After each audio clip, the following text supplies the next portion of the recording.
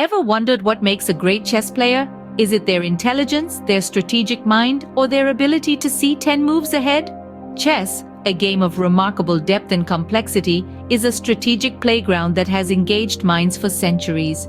Its principles encompass a rich blend of strategic and tactical concepts, guiding players as they make their moves, each one a testament to their foresight and planning. Let's unravel the mystery together by exploring the fundamental principles of chess. Chess, like any strategic endeavor, has a set of guiding principles. Let's start with the first few. Our first port of call is the principle of control of the center. The squares d4, d5, e4, and e5 are the heart of the board. Commanding these squares opens up avenues for your pieces to move freely and also sets the stage for powerful attacks.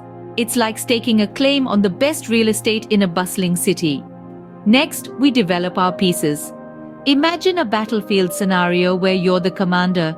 Would you prefer to have all your soldiers in the fray or just a few? Of course, you'd want all hands on deck. In chess, moving your pieces from their starting positions to more active squares, especially the knights and bishops, is akin to mobilizing your army and preparing your defenses.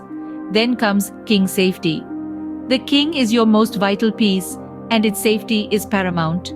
Castling is one of the best ways to protect your king. This move involves a little dance between your king and one of your rooks, ending with the king tucked away safely behind a wall of pawns. It's like moving the president to a secure bunker in times of threat. The next principle is to connect your rooks. Rooks are like heavy artillery in your army, and when they are connected by a clear rank or file, they can support each other and control significant portions of the board. It's like having two tanks side by side, ready to control and dominate the battlefield. Finally, we consider pawn structure. Pawns may seem insignificant, but they form the skeleton of your position. A solid pawn structure can provide a sturdy defense, while weaknesses in the pawn structure can be exploited by the opponent. It's like building a house. A strong foundation will hold up against storms, while a weak one could crumble at the first sign of trouble. Remember, these principles are not hard and fast rules, but guidelines to help you make the best decisions in your games. Now that we've covered the initial key principles, let's move on to the next set. First up is coordination. This is all about having your pieces work in harmony. Imagine your chess pieces as members of an orchestra, each playing its part to create a beautiful symphony. The more harmoniously your pieces work together, the stronger your position becomes. Next, we have time and tempo. This is the chess equivalent of efficiency. You want to make each move count while keeping an eye on your opponent's plans.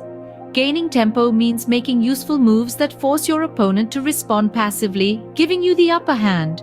Our third principle is open files and diagonals. Rooks love open files while bishops thrive on open diagonals. Seizing control of these avenues can lead to increased activity of your pieces and open up possibilities for attacks. Then we have the king in the endgame. As the game progresses towards the end, your king transforms from a piece to be protected into an active participant. It's essential to bring your king into play, but remember, caution is key.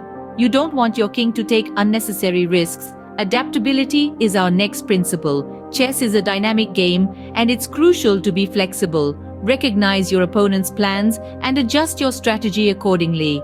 A successful chess player is like a chameleon, constantly adapting to the changing environment on the board. Following this, we have centralization. Centralizing your pieces maximizes their influence on the board. A piece in the center controls more squares and is generally more effective than one on the edge.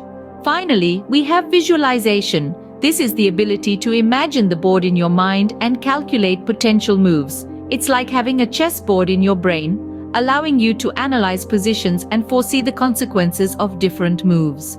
Mastering these principles can give you a significant edge in your chess games, but remember, each game is a unique challenge that requires adaptability. Now that we've explored the key principles of chess, let's summarize what we've learned. Control over the center, piece development, and king safety lay the groundwork for a successful game. Connecting your rooks, mindful pawn structure, and piece coordination further strengthen your position. Time management, control of open files and diagonals, and strategic king movement in the endgame are key.